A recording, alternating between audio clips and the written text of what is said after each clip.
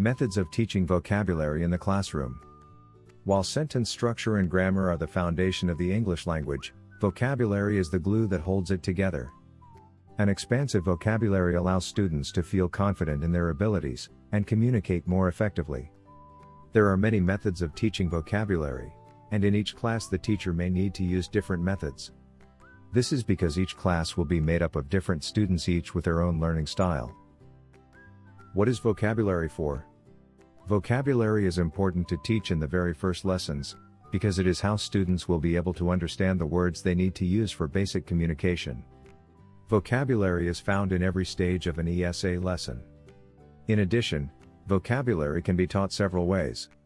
Pre-teaching and reviewing vocabulary in the study stage, and then using that vocabulary in the activate stage is a good way to scaffold a lesson. However, before vocabulary can be taught, it needs to be properly selected to ensure it is relevant to the lesson and at an appropriate English level.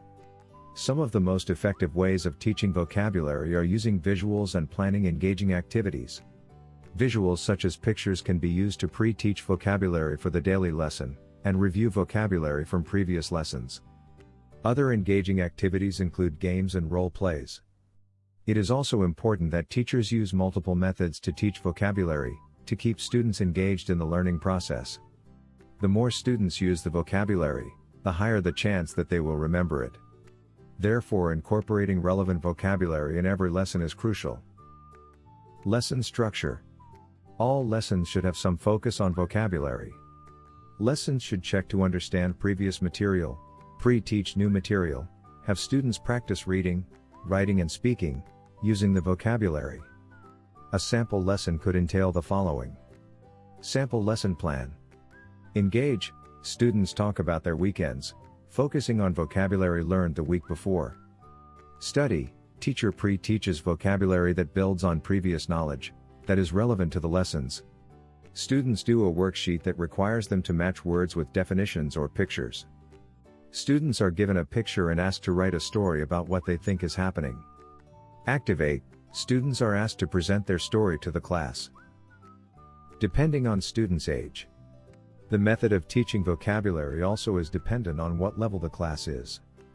The sample lesson above is an example, that would be more suited to intermediate to advanced classes.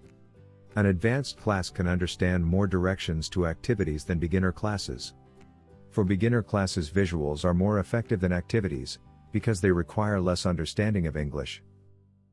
An example of a more beginner class could entail: engage, students play a game of Simon Says as a warm-up to review the previous vocabulary.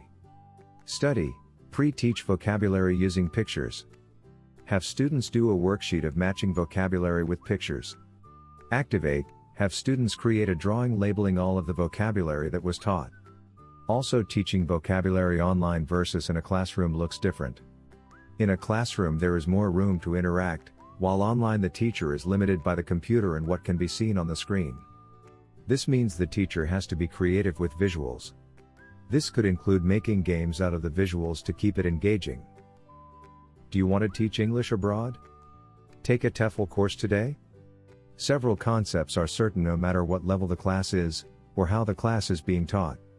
First, vocabulary must always be relevant and accessible for the student, and second, it must be as engaging as possible.